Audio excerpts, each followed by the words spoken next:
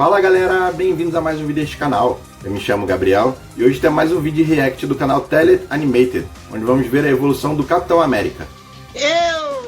Mas antes de começarmos, não esquece de deixar aquele like maneiro no vídeo, de se inscrever aqui embaixo no canal e ativar o sininho das notificações.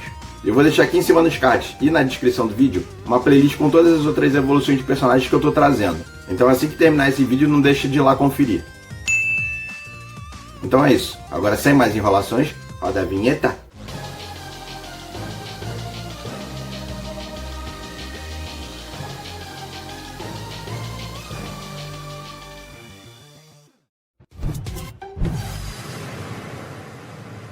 Captain America seems to change his look with every new line of toys, but just how has Steve Rogers evolved on screen through the decades? Let's go through his live-action evolution and find out. In the 1944 serial, District Attorney Grant Gardner secretly fights crime while sporting a tight suit, rubber gloves, and a cowl with a giant egg. Eu vi algumas imagens desse filme, nossa, que uniforme ridículo. Instead of a shield, this cap uses a gun to thwart a plethora of hired goons, leading to an evil museum curator. In 1973, Turkey got their own bootleg Captain America, donning a spandex suit and rubber gloves with added boots and a cowl with an overly long neckpiece. He and Luchador Santo fight crime boss Spider-Man and his mini clones. Back in America, Cap would be two 1979 TV movies, in which Steve Rogers reluctantly wears tight spandex with vertical torso stripes, added stars on his boots and gloves. He also wears a bulky helmet and goggles. É nesse filme que ele tem escudo transparente, né? Color, with abdominal torso stripes, hiked-up belt, white on his arm sleeves, and starless gloves and boots. His goggles are replaced with a cowl, and his helmet adds plastic wings and a larger A. He also yields a flimsy plastic shield. But most importantly, he rides a jet-boosted motorcycle with attached hang glider for short flights. Fast forward to 1990, and a new super soldier Steve Rogers now dons a seamless costume with glued-on rubber ears. É nítido que as orelhas são de borracha. And a cowl with wings. He faces off against Red Skull, but gets frozen in ice and thaws out 50 years later. Then, with the President of the United States, he finally defeats the now non-red Red Skull. 2011's MCU Captain America would first appear as a brave but weak Steve Rogers, who is given a super serum that makes him tall and muscular. First wearing a cloth costume with short shorts, a heater shield, and a winged cowl for wartime entertainment, he later changes into a combat outfit with an added helmet to fight in World War II.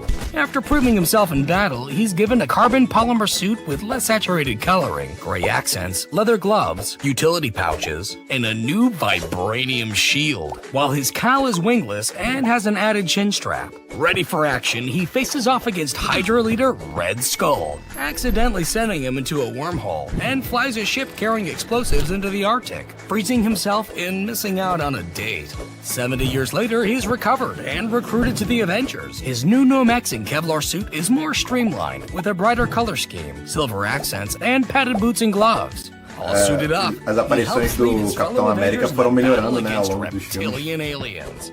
In The Winter Soldier, he wears a darker stealth suit with horizontal chest stripes, muted red accents, and fingerless gloves. His shield also gets a stealth upgrade. Later, he wears a near replica of his original combat suit, but with an updated, brighter color scheme. He faces off against a mysterious Hydra assassin, who happens to be his brainwashed former friend. In Age of Ultron, his suit resembles his stealth suit, without the chest stripes. Additional red and white details, his boots and gloves get an update, and his pant seams are altered. Oh, and his new gauntlets can now retrieve his vibranium shield. With his new look, he helps his fellow heroes defeat intelligent robots, and then gets ready to train a new batch of Avengers. In Civil War, the suit has more blue. The seam pattern on the torso and pants is altered again. His gloves are smaller, and he's got a fancy new belt and darker boots.